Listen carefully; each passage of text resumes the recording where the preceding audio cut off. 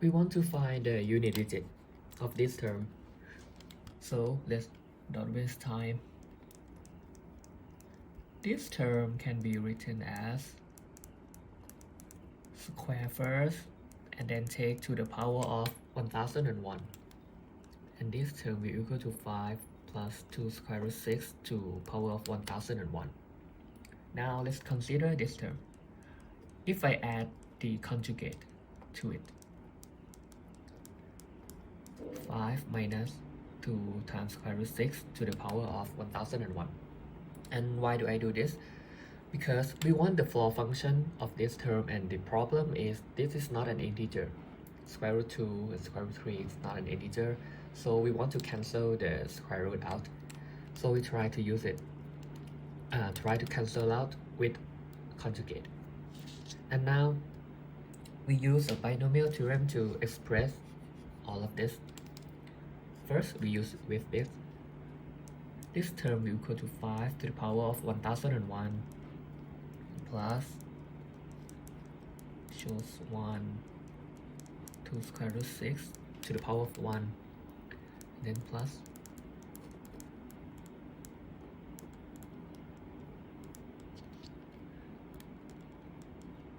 and plus all the way to 1001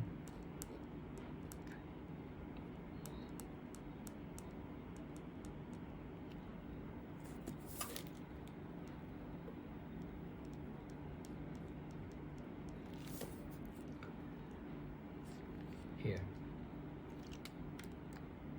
And we do the same with this, but here's a little different. There's a minus sign here.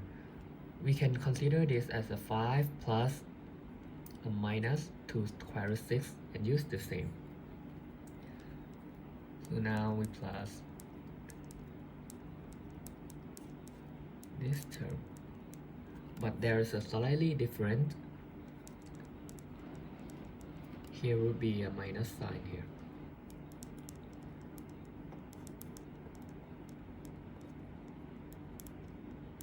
And here too.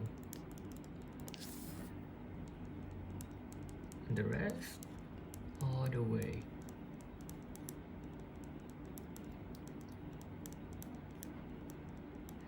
You can use summation, but I think this will help you understand it better.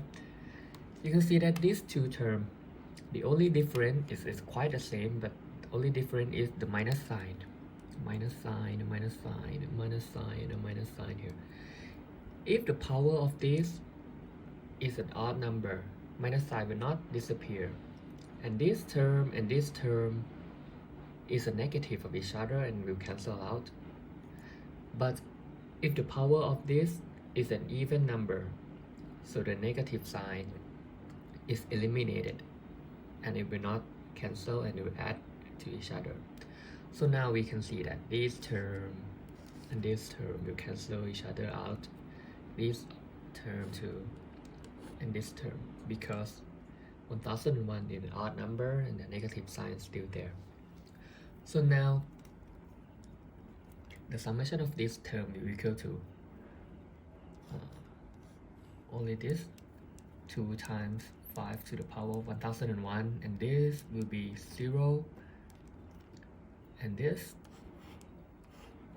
will become 2 times 5 to the power of 9. And we don't have to use the minus sign, we don't have to write it, because the even number, the power of the 2 power of even number will cancel the minus sign out.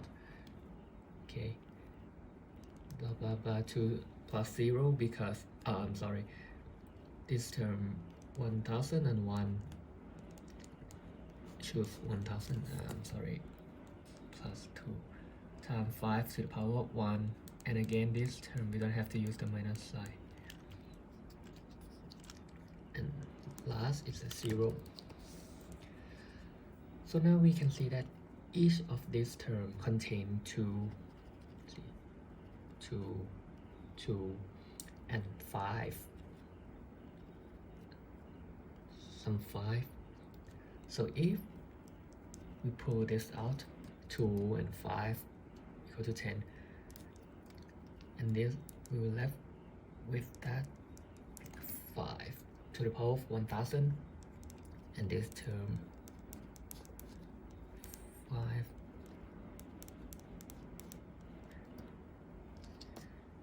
and all the way here.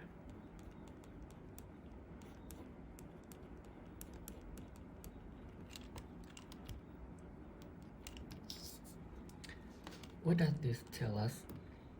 We can see that in this parenthesis, all of this term is an integer because there's only one square root here, but it's an even power. So this is cancelled out. So all of this is an integer. If we call this as x, now it's a 10 times x, where x is an integer. So right now we know that 5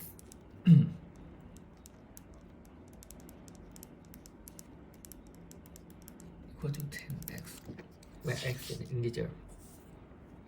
What does this help us? We want to know the floor function of this, but we still have this, which is not an integer of the list, obviously. If you move this to the right hand side,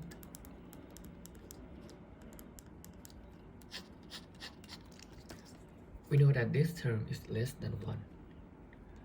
5 minus 2 square root 6 is less than 1 and greater than 0. And if we take the power of 1001, it's still less than 1 and greater than 0. So right now, this value will equal to some integer that end with 0 and minus some 0 point something.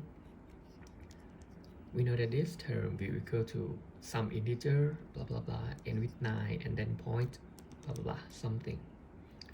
If we take the floor function of this, it will cancel all decimal out. So it will be an integer that end with 9. An integer end with 9. So that's answer our question, because this value is this. So we take the floor function of this, it will end with 9.